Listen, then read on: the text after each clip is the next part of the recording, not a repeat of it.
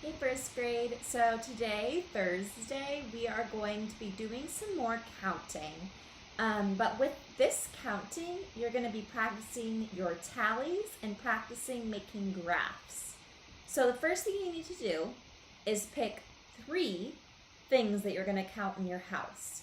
Now, when we do counting collections, it doesn't matter if you have a lot of something, we can still count it. But since we're going to be making graphs, I want you to choose 3 different things to count that you don't have that many of. So think of things that you have maybe between like 5 and 20 of them in your house. So for example, on my piece of paper, I'm going to write down the 3 things that I am counting.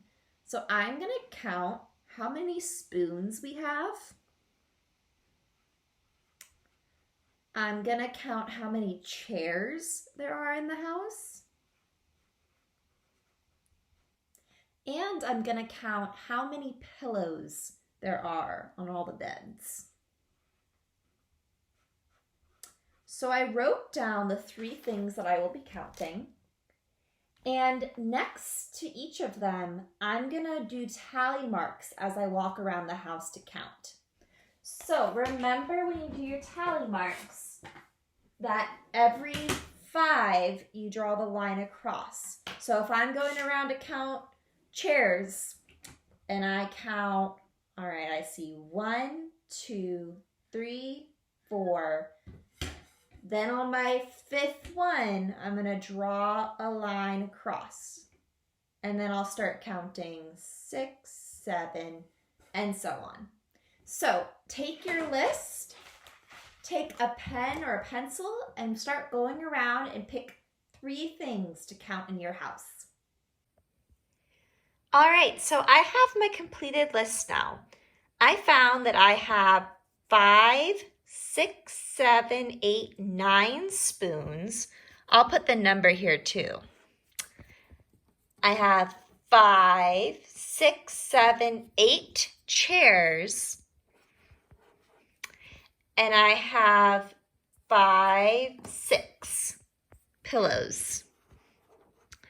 So now with these numbers, we are going to make a graph. And it's going to be a bar graph. And we haven't made these in a while.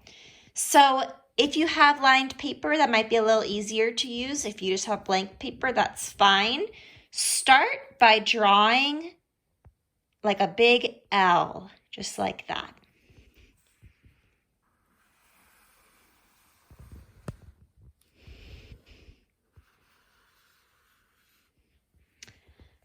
All right, now on this side, we're going to put the numbers that the amounts will go up to. So it's important when you're making the numbers on this side to kind of see what the biggest number you need is. So all of my numbers are less than 10. So I'm going to make 10 the top since I don't have anything bigger. If one of your numbers is, let's say, 18, you can make your top number 20. Then I'm going to try my best to kind of space out the other lines as I go. So now I have my numbers going up. And on this side, there's not numbers, but I'm going to have a spot for each of the things I counted.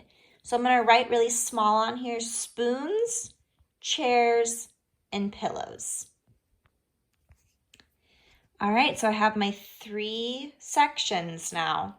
Now I need to fill in my graph to show how many spoons. So I have 9 spoons. So I'm going to draw a line up there by 9.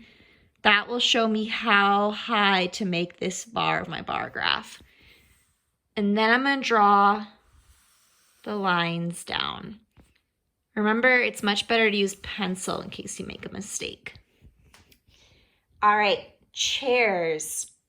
I have 8 chairs. So right about here where I drew my 8, I didn't draw it right on the line, so I'm just going to kind of go across like that. It's pretty close. And my bar goes up to 8 for chairs. And last, pillows, 6. So I'm going to kind of draw my line over here, make 6 go up to there, and draw them down. Now, if you would like, you can color in each of the bars a different color. It makes it a little bit easier to see. By using this graph, I could then ask you questions. I could say, what do I have the most of in my house? Spoons, chairs, or pillows? Spoons. How many more spoons do I have than chairs? Well, the difference between 8 and 9 is 1. I have 1 more spoon than I have chairs. So that's all for today. If you would like to take a picture of your graph and send it to your teacher on Remind, I know we'd all like to see those. If you're not able to do that, don't worry. Nice job following along, and I'll see you all next week for more math.